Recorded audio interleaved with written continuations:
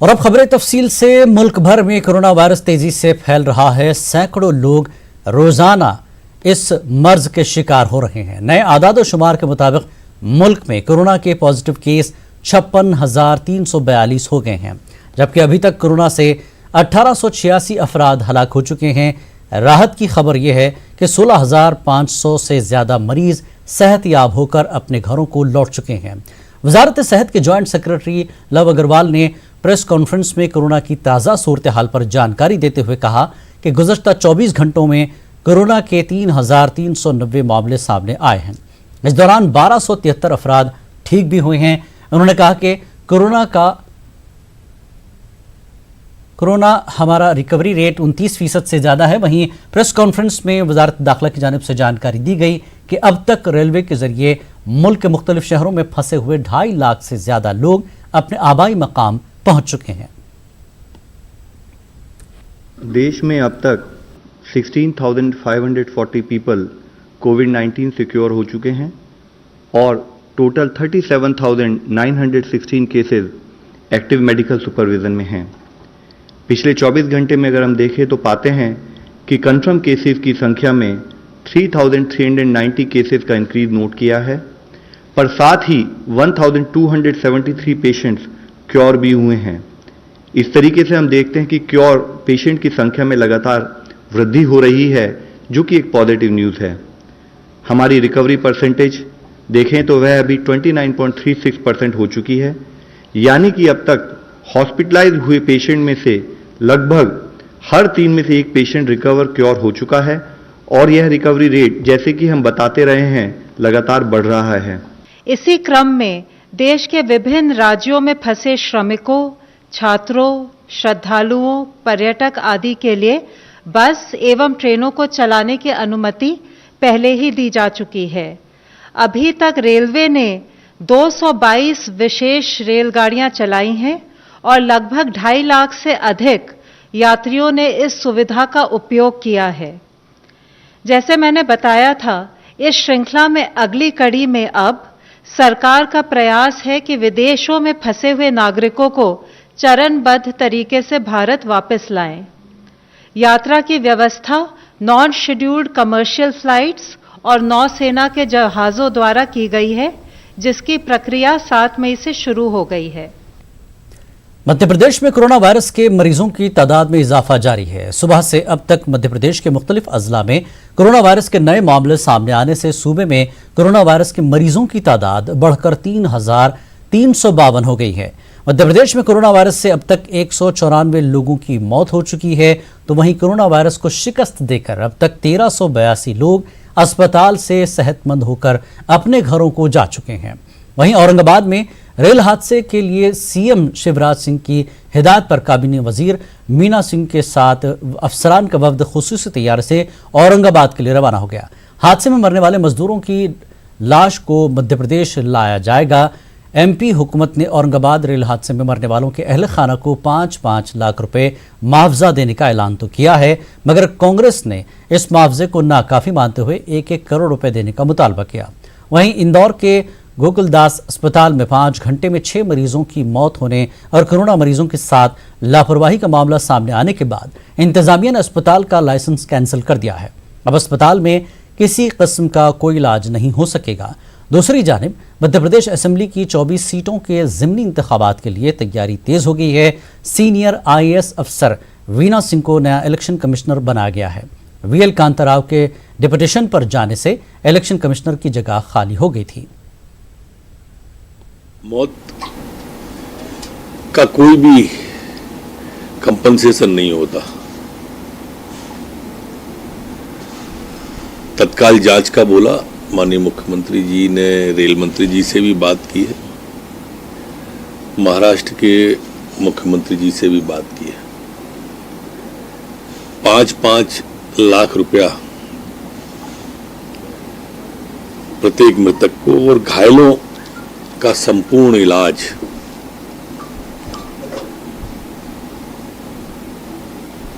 सरकार करेगी, सरकार वहन करेगी। अभी प्राथमिकता हमारी जो घायल हैं उनको स्वस्थ करने की है। औरंगाबाद में पटरी के किनारे जिस तरह से कुचला है मध्य प्रदेश के सैलोर और डिंडोरी के श्रमिकों को, सबसे पहले उनको मैं अपने श्रद्धासुमन अर्पित करता हूं। और जो घोषणाएं केंद्र सरकार और मध्य प्रदेश की सरकार भाजपा की लगातार कर रही है कि रेल में टिकट देकर हम लेकर आएंगे, शुल्क लेकर आएंगे, ये घोषणा भी जब की इन्होंने, जब कांग्रेस के अध्यक्ष सोनिया गांधी ने कहा कि पूरे हिंदुस्तान में जो भी मजदूर यहाँ चलेगा उसको रेल किराया हम देंगे, तब इनने घोषणाएं की। लेकिन ये घोषणाएं ही रह गई, रेल का टिकट तो नहीं मिला, लेकिन रेल से दुनिया से बाहर जाने का, ऊपर जाने का टिकट जरूर भारतीय जनता पार्टी सरकार ने दे दिया। मुंबई और महाराष्ट्र समेत मुल्क के कई हिस्सों में कोरोना वायरस का कहर बढ़ता जा रहा है। कोरोना को काबू कर पाना मुश्किल हो रहा है। ऐसे में पुलिस, इंतजामिया और हुकूमत आवाम से फासला बनाए रखने और घरों से बाहर न निकलने की आवाम से मुसलसल गुजारिश कर रही है। उलमा इकराम और मुस्लिम दानिश्वर तबका भी मुसलमानों को ईद की खरीदारी न करने और बाजार से बचने की सलाह दे रहे हैं। ऑल इंडिया उलमा काउंसिल के जनरल सेक्रेटरी मौलाना महमूद दरियाबादी ने मुसलमानों से ईद की खरीदारी के लिए बाहर न निकलने की अपील की। बात आपसे अर्ज करनी है, जैसा कि आप जानते हैं इस वक्त पूरी दुनिया में कोरोना वायरस की एक बला, एक वबा फैली हुई है। हमारा मुल्क हिंदुस्तान भी इससे महफूज नहीं है। यहाँ भी आजकल रोजाना सैकड़ों के हिसाब से मरीज बढ़ रहे हैं। ऐसे में सबसे बेहतर यह है कि हम लोग अपने घरों के अंदर रहें। सारे लोगों ने ये अपील की है, हम सब लोगों ने ये अपील की है। हुकूमत ने भी आज तकरीबन 50 दिन से पूरे मुल्क पे लॉकडाउन नाफिज कर रखा है, इसकी वजह से बाहर निकलना मना है। सब आइंदा कुछ दिनों में ईद आ रही है, बहुत मुमकिन है कि हमारे लोग ईद की खरीदारी के लिए बाहर निकलें।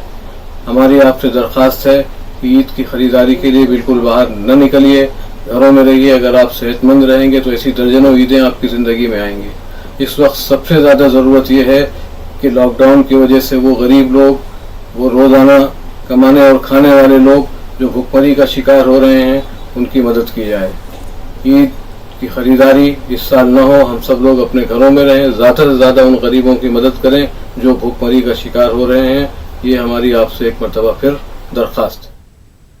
कर्नाटक में कोरोना वायरस ने फिर तेजी दिखाई है। कर्नाटक में आंकड़ा 753 हो गया है। गुज़श्ता 24 घंटों में कर्नाटक में 48 केस दर्ज किए गए हैं। सबसे ज्यादा केस उत्तर कन्नड़ा जिले में भटकल से 14 केस रिकॉर्ड किए गए हैं। 12 मामले दावनगिरी से, 11 केस बेलगाम जिले से, 7 केस दारुल बेंगलुरु, 3 केस चित्रदुर्ग जिले से और 1 मामला बेल्लारी जिले से सामने आया। अच्छी बात यह रही कि हॉटस्पॉट गुलबर्गा से आज एक भी मामला सामने नहीं आया। गुज़श्ता 24 घंटों में कर्नाटक से 10 पॉजिटिव अफराद सेहतयाब होकर डिस्चार्ज हुए हैं।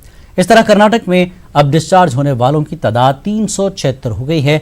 कर्नाटक में 30 अमवात भी दर्ज की गई हैं। इस तरह कर्नाटक में अब एक्टिव केसों की तादाद 346 हो गई है। कांग्रेस लीडर राहुल गांधी ने आज वीडियो कॉन्फ्रेंसिंग के जरिए मीडिया से बात की। इस दौरान उन्होंने कोरोना वायरस के लगातार बढ़ते खतरे और लॉकडाउन की वजह से आ रही मुश्किलों पर बात की। राहुल गांधी ने कहा, हुकूमत को लॉकडाउन को खत्म करने की पॉलिसी से आवाम को वाकिफ कराना चाहिए और मजदूरों के खाते में सीधे पैसे डालना चाहिए।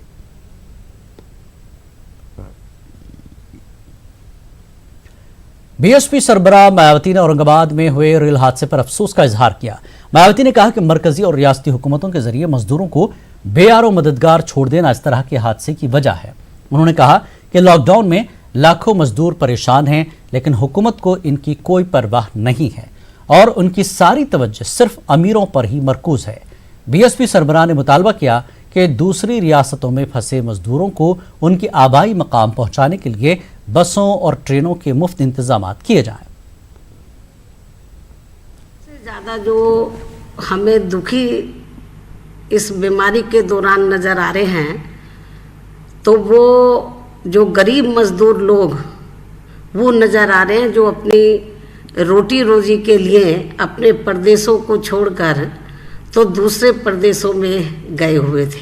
और इनके साथ जो बर्ताव किया जा रहा है, चाहे वो केंद्र की सरकार द्वारा हो या राज्यों की सरकारों के द्वारा, तो इनके साथ काफ़ी बर्ताव बहुत गलत किया जा रहा है। तो ये भूख से जो तड़फ रहे, जो लाखों गरीब व मजदूर प्रवासी लोग केंद्र व राज्य सरकारों की खासकर गरीब व मजदूर विरोधी तथा पूंजीवादी समर्थक रवैये से तंग आकर वे मजबूर होकर अपने अपने प्रदेशों में जैसे तैसे करके वापस जा रहे हैं। और इस दौरान इन लोगों के साथ अभी तक कई हादसे हो चुके हैं। लेकिन महाराष्ट्र स्टेट के औरंगाबाद के पास मालगाड़ी द्वारा रौंदे जाने से घरों को लौटने वाले लाचार व मजबूर लगभग 19 प्रवासी मजदूरों की हुई मौत बहुत ही विचलित करने वाला है। मैं बहुत ज़्यादा दुखी हूँ, हमारी पार्टी बहुत ज़्यादा दुखी है। और ये सब केवल केंद्र व राज्य सरकारों की लापरवाही व असंवेदनशीलता का ही परिणाम नहीं है तो और क्या है। केंद्र और राज्य सरकारों को इस प्रकार की दर्दनाक घटनाओं को पूरी गंभीरता से लेना चाहिए ताकि ऐसी घटनाओं की फिर से पुनरावृत्ति ना हो सके। साथ ही उनके पीड़ित परिवारों की पूरी आर्थिक मदद भी जरूर करनी चाहिए, क्योंकि उनकी आर्थिक मदद के साथ साथ उनके परिवार को नौकरी भी, किसी मेंबर को नौकरी भी इनको जरूर देनी चाहिए जो ये घटना घटी है। इसके अलावा लॉकडाउन के कारण बदहाल हुए प्रवासी मजदूरों को रेल व बस की मुफ्त व्यवस्था करके उन्हें उनके घरों तक सुरक्षित पहुंचाना चाहिए। सरकारें आखिर किस दिन गरीब व लाचार जनता के काम आएंगी। खास बात इंडिया में एक बार फिर आपका खैर मकदम है। अकोला में गुज़श्ता 4 दिनों में कोरोना पॉजिटिव मामलों में जबरदस्त इजाफा हुआ। जुमे की सुबह तक अकोला में 100 से ज्यादा मरीजों की रिपोर्ट कोरोना पॉजिटिव आई है। अवाम और सियासी जमातों ने इंतजामिया पर लापरवाही का इल्जाम लगाया। एनसीपी लीडर जावेद जकरिया ने इल्जाम लगाया कि जिला कलेक्टर, एसपी, सरकारी अस्पताल के डीन और सिविल सर्जन के दरमियान कोऑर्डिनेशन की कमी की वजह से कोरोना पर काबू पाने में दिक्कत पेश आ रही है। उधर अस्पताल में जरूरी सहूलियात की अदम दस्तियाबी से तंग आकर कोरोना पॉजिटिव मरीज ने अस्पताल में भर्ती होने से इनकार कर दिया। मुतासरा नौजवान के मुताबिक उसके वालिद भी कोरोना पॉजिटिव थे, जिनके इलाज के दौरान मौत हो गई। इलाज के दौरान उन्हें बहुत सारी परेशानियों का सामना करना पड़ा, इसलिए वो अस्पताल में रहकर इलाज कराना नहीं चाहते। इस तरह के मामले सामने आने के बाद कांग्रेस लीडर और म्युनिसिपल कॉरपोरेशन में अपोजिशन लीडर साजिद पठान ने तमाम मुतल्लिक़ अफसरान से इस्तीफे का मुतालबा किया। अफसोस की बात है कि 80 पेशेंट यहाँ पर इतनी बड़ी तादाद में है। यहाँ सुविधा नाम की कोई चीज़ नहीं है। अस्पताल में पेशेंट्स के लिए कोई सुविधा नहीं है। बाथरूम जो है पूरे हॉल में एक बाथरूम है यहाँ पर, जिसमें सभी के लोग पेशेंट जाते हैं। पॉजिटिव भी वहीं रहते हैं, निगेटिव भी वहीं रहते हैं। जयंत पाटिल साहब को भी हमने इसकी कंप्लेंट की कि ये अधिकारियों का आपस में कम्युनिकेशन नहीं है। हमारे को प्राइवेट हॉस्पिटल की यहाँ इजाज़त नहीं है। हमारे जिलाधिकारी साहब अलग है, कमिश्नर साहब अलग बात करते हैं, एसपी साहब अलग बात करते हैं, डीन अलग बात करते हैं। पहले उसके पिताजी पॉजिटिव आए, उसके पिताजी की जो व्यवस्था हुई उनकी तरफ ध्यान नहीं दिया गया। ना खाने का बंदोबस्त है, ना वहाँ पानी पीने का बंदोबस्त है, ना वहाँ उनका कोई किसी किस्म का ट्रीटमेंट है। तो उसने अपने घर के अंदर अपने पिताजी का जब ये हाल देखा, जब वो पॉजिटिव आया, तो उसने ये तय किया कि मुझे दवाखाने में तो मरना है, इससे बेहतर मैं घर में मरूँ। और यहाँ का जो CS है राजकुमार चौहान, सिर्फ फोन पे बैठ के AC कैबिन में बैठ के तुम जो काम कर रहे हैं, शर्म है मेरे को प्रशासन के ऊपर। मैं इनकी सबकी विडंबना करता हूं और मैं यानी आने वाले दिनों के अंदर सभी पार्टी के सभी वर्कर, वो हर पार्टी का आदमी मिलकर यहाँ मंत्रालय में बैठ के हम इनके ऑर्डर सस्पेंड के टाइप करेंगे। ये चेतावनी हम इनको दे रहे हैं। अमरावती में आज माह रमजान के दूसरे जुमे में भी मसाजिद पूरी तरह से खाली दिखाई दी। इंतजामिया के हुक्म की तामील करते हुए अमरावती की मसाजिद के बाहर इश्तिहारात लगाए गए हैं, जिसमें वाज़ेह किया गया कि कोरोना वायरस की वजह से मस्जिद को बंद कर दिया गया है, ताहम मुसल्लियान अपने घरों में ही नमाज अदा करें। हुकूमत और मस्जिद ट्रस्टियान की हिदायत पर अमल करते हुए शहर की तमाम मसाजिद में नमाज जुमा में 3 से 4 मुसल्ली शरीक रहे।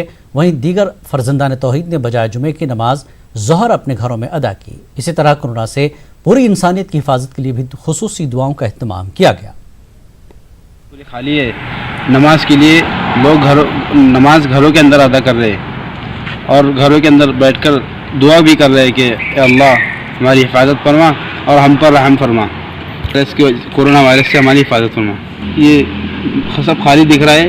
ये अमरावती शहर की मस्जिद है, उस्मानिया मस्जिद, हम यहाँ पर है और ये कोरोना वायरस की वजह से खाली है। माह रमज़ान का दूसरा अशरा मग़फ़िरत का होता है। आम दिनों की बनिस्बत माह रमज़ान में मुसल्लियों की कसीर तादाद से मसाजिद की रौनक़ें दोबाला हो जाती हैं, लेकिन इस साल कोरोना वबा की वजह से लॉकडाउन के सबब मजहबी मकामात पर इज्तिमाई इबादतों के एहतमाम पर पाबंदी में ऐसे में माह रमज़ान के दूसरे जुमे की नमाज भी मसाजिद में चंद अफराद ने ही अदा की।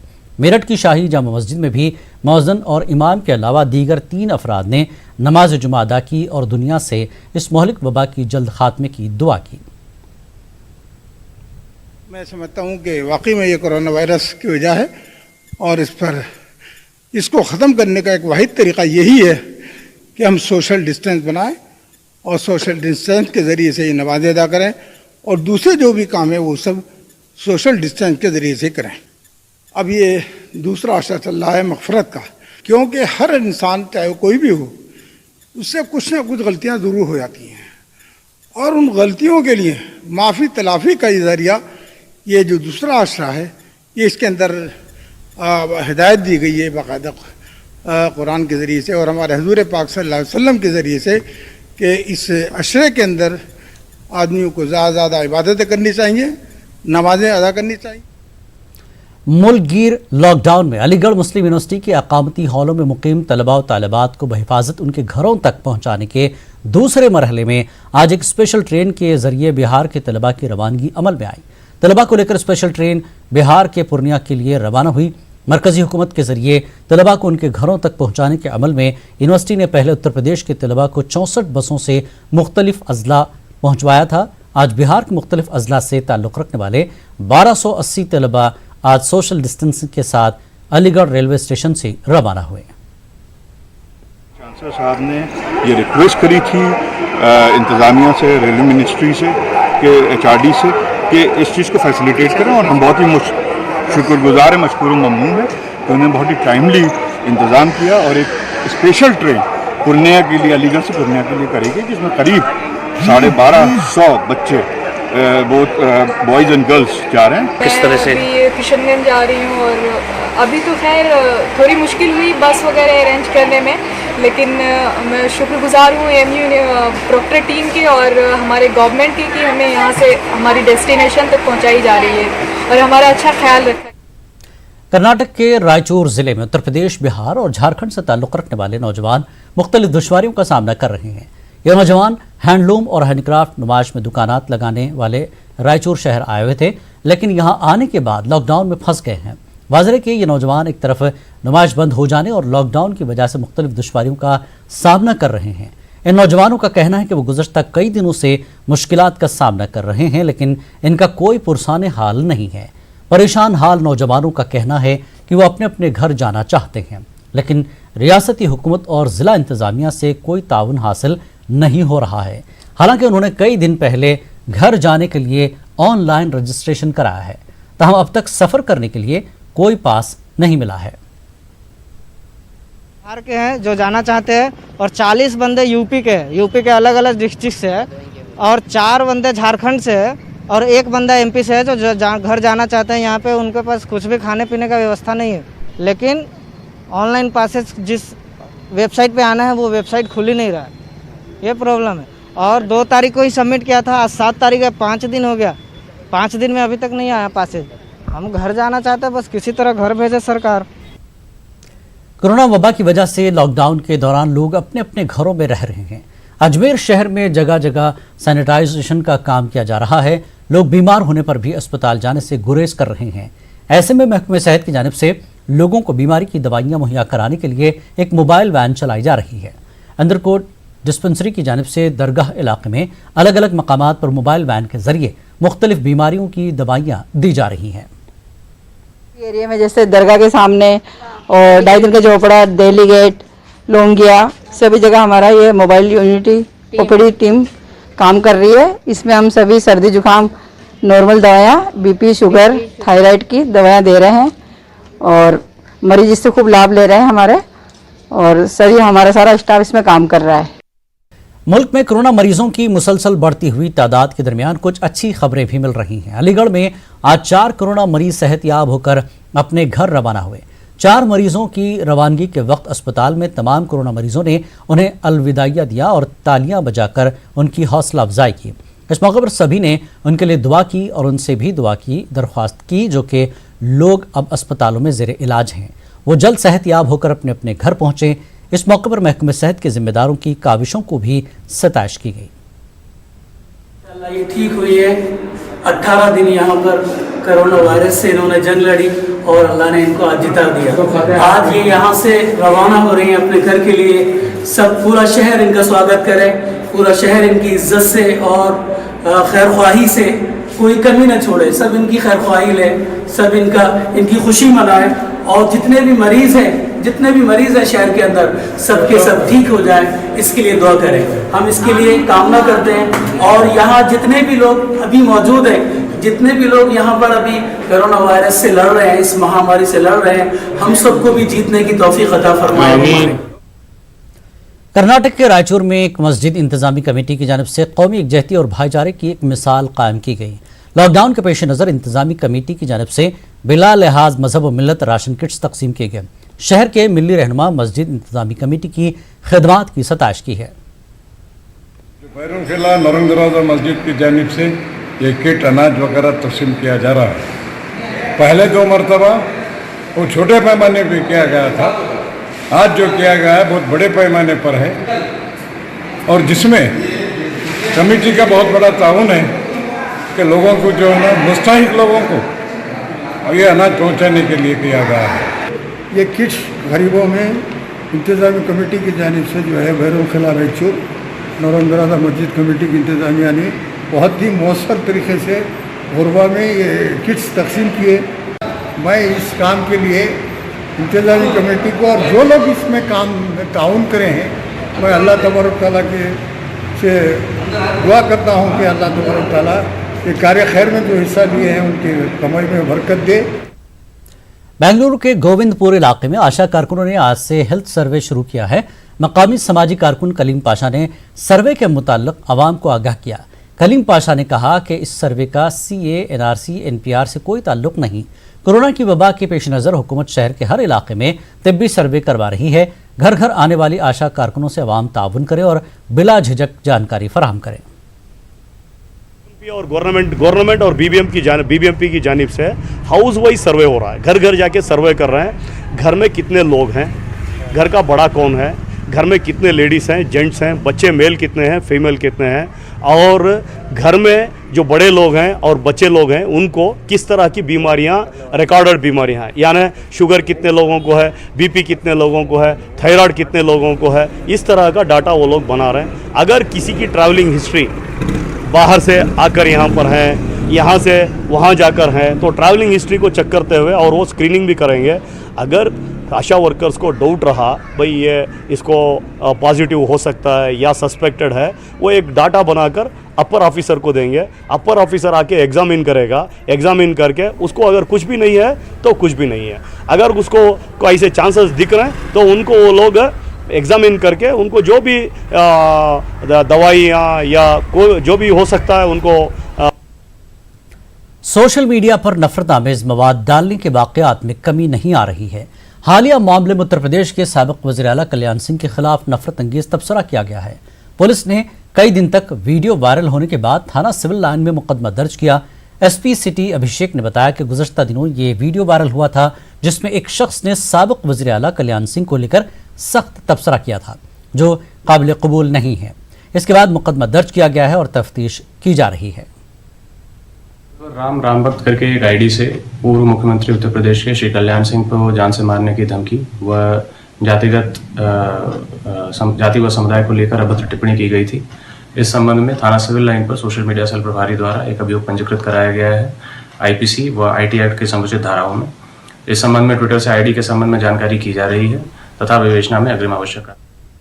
खास बात इंडिया में फिलहाल इतना ही। आदाब।